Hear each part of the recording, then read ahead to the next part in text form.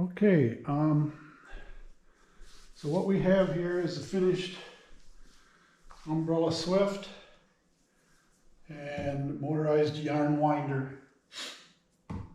I'll go through some of the things here with regard to these. With regard to the umbrella swift, it's best to pull out from the centers to get it to release. And it adjusts up and down for the different size hank of yarn. This would be a hank of yarn. We're going to go through one of these and see how it works. But as you can see, they come in different sizes and lengths rolled up. And we'll load them up on the umbrella. They come in different sizes, hence these things have different heights.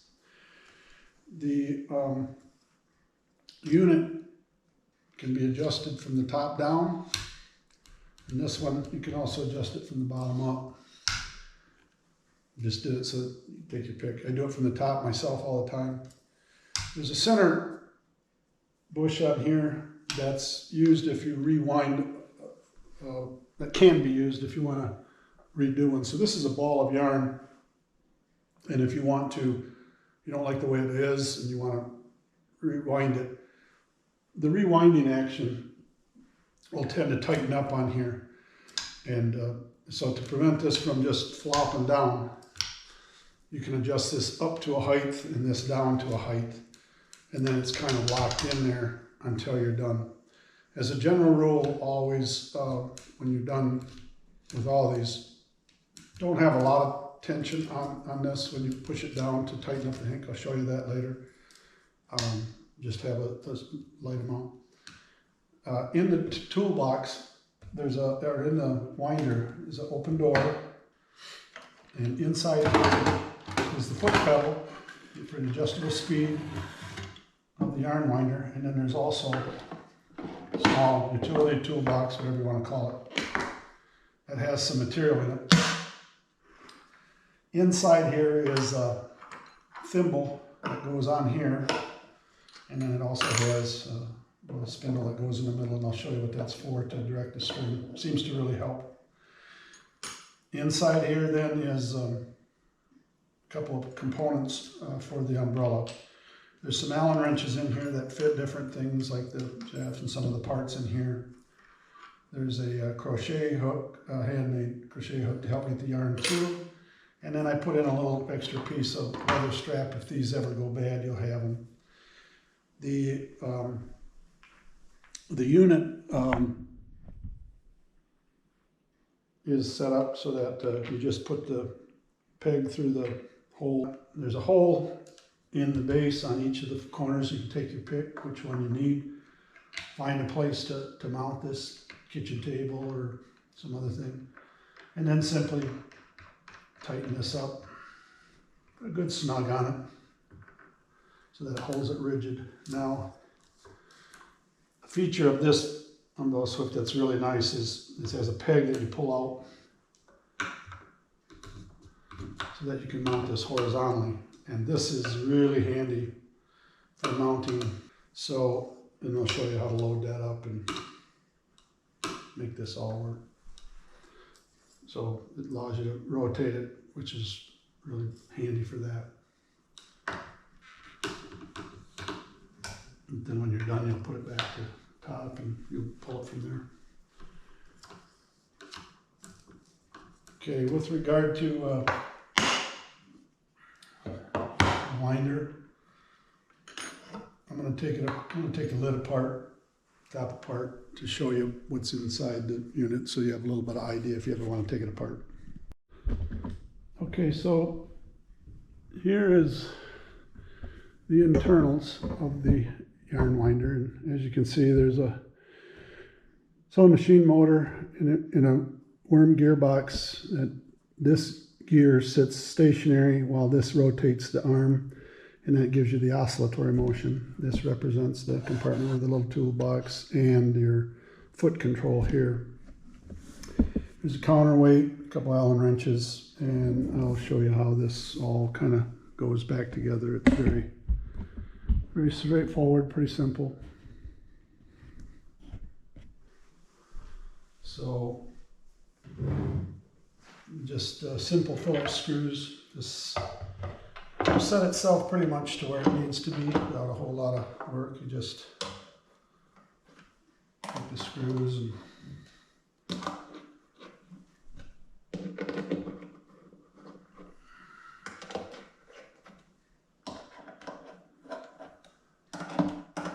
I don't know that you'll ever need to take it apart. The sewing machine motor could wear out the brushes, has the brushes in the motor. Turns about 8,000 RPM, so it's way too fast, but the worm brings it down to 60 to 1, so it's 100, 150 RPM. And that's the way. It's nothing terribly complicated about that. With regard to this, it's a little bit, there's a set of Allen screws inside and then bigger holes for the counterweight bolts. There is a bit of an issue that needs to be taken care of with regard to mounting the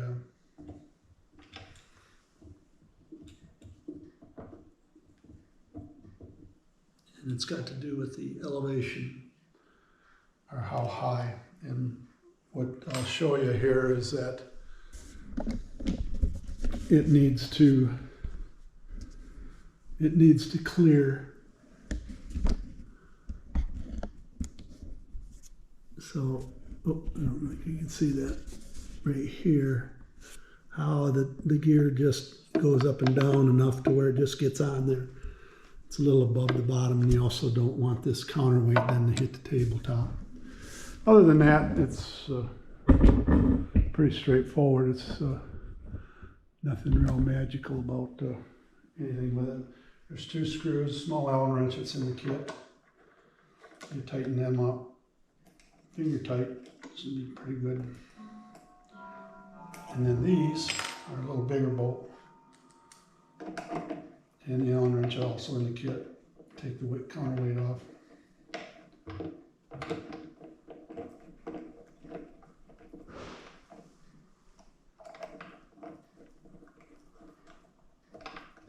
And you snug them up nice and snug so they don't come off later in the future.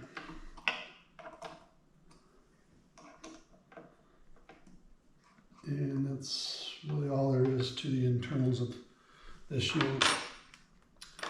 And then, like I said, these Allen wrenches are in the toolbox. This goes in there. The idea here is that you want the string always pointing to the center line. And that way with your hand going up and down, you don't have that trouble on this. It just helps, and then it automatically follows the ball size as it gets bigger from the Swift out here. So, with regard to the remote control or a variable speed control unit, you simply plug it in 110. There's a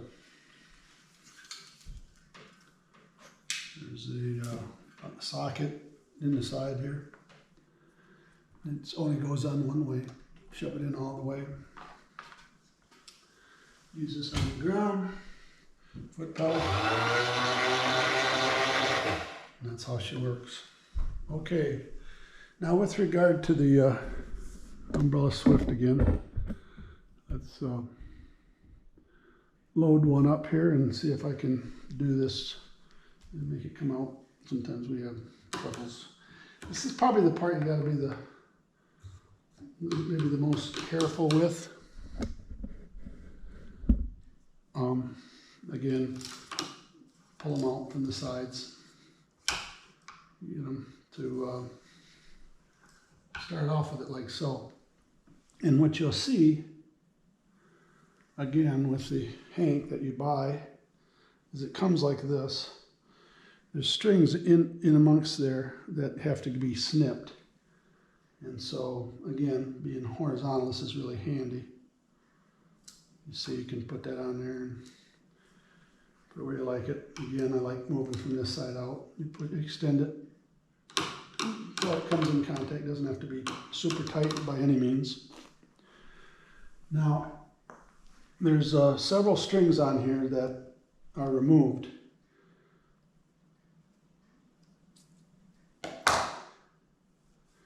There's one. Oh, this one here now, I accidentally grabbed the stop start string. So let's see. Oh, this one doesn't have additional strings, just the one. So what you're trying to do is make sure that there's no tanglements if at all possible.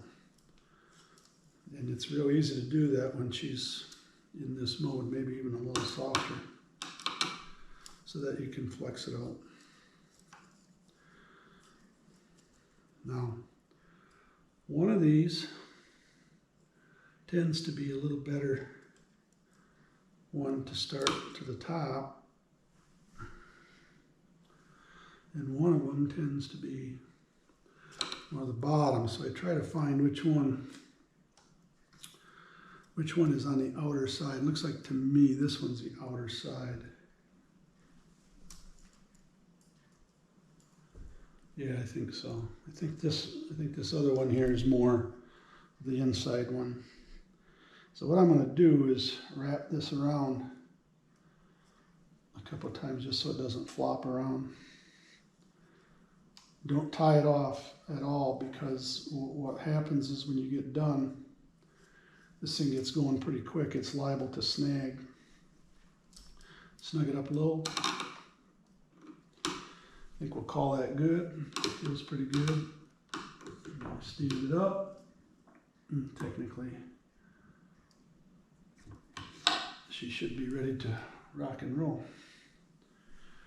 So this one now is turning this way, which I don't care for too much, but it'll be all right. You can do it either way, it doesn't matter. It just means I got to point more that way. And so again, the easiest way to do this is you take the little yarn tool hook, yarn winder, little knitting tool, hold it on there and then pull her through. Easy peasy. Wrap a couple times in this direction, counterclockwise. Give yourself a little extra yarn there.